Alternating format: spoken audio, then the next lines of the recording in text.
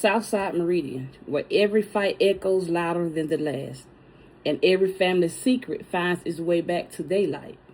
The brawl between Tyrone and Malik shook the whole block, but the aftershocks, they were only the beginning, because someone was watching from the dark. Someone the family thought was long gone. Welcome to episode 5. The brawl continues. Deon resurfaces from the shadows. The fight between Malik and Tyrone had already become neighborhood legend. People on porches still talked about it like it was a heavyweight match that broke out in Aunt Claudette's living room.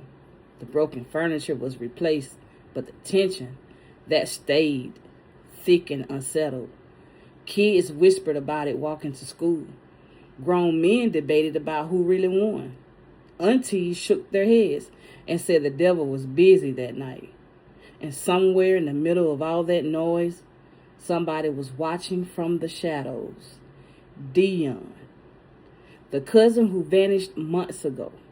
No goodbye, no warning, just gone, leaving behind unanswered questions and rumors that only grew darker over time. Some said he skipped town after something went bad on Harper Street.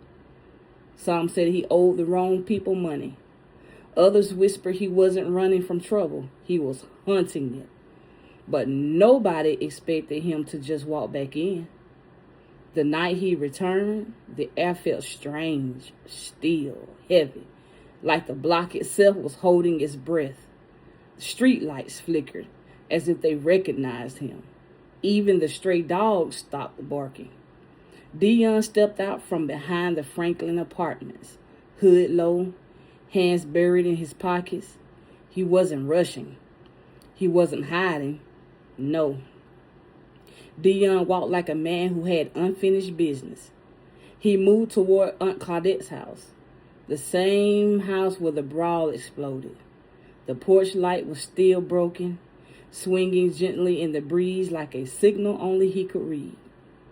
Inside, Malik sat alone in the dim living room, quietly nursing the bruise along his jaw. The fight with Tyrone had taken a piece of him, something pride couldn't heal. He felt exposed, betrayed, and angry in a way he didn't want to admit. He didn't hear the door click open. He didn't hear the floor creak. He only heard one voice, a calm, low voice that rolled through the room like a cold wind. "You really let Tyrone do you like that?" Malik's eyes shot up. He turned toward the doorway and froze. Standing there was the one person he wasn't ready to see, the one person he thought was gone for good. "Deon," Malik whispered. "Man, where you been?" Deon stepped out of the shadows, his eyes sharp, unreadable. He shrugged like he had only been gone for a day. "Around."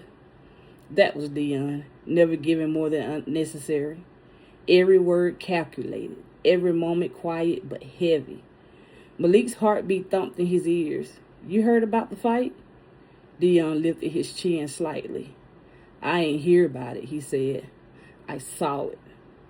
Malik's breath caught. "You was there? Why didn't you say something?" "'Cause I wanted to see how you handled yourself." Malik stared back in disbelief. "You watched me fight him alone." Deon didn't blink. "You ain't alone, not really. But sometimes you gotta fall to see who helps you get up." Malik shook his head, frustrated. "So, what you back for? To jump in Tyrone's mess?" A slow, dangerous smirk tugged at Deon's lip. "Nah, I ain't back for Tyrone. I'm back because this mess started with me." Malik frowned. "What are you talking about?" Deon walked toward the window, looking out like he expected trouble to pull up any second.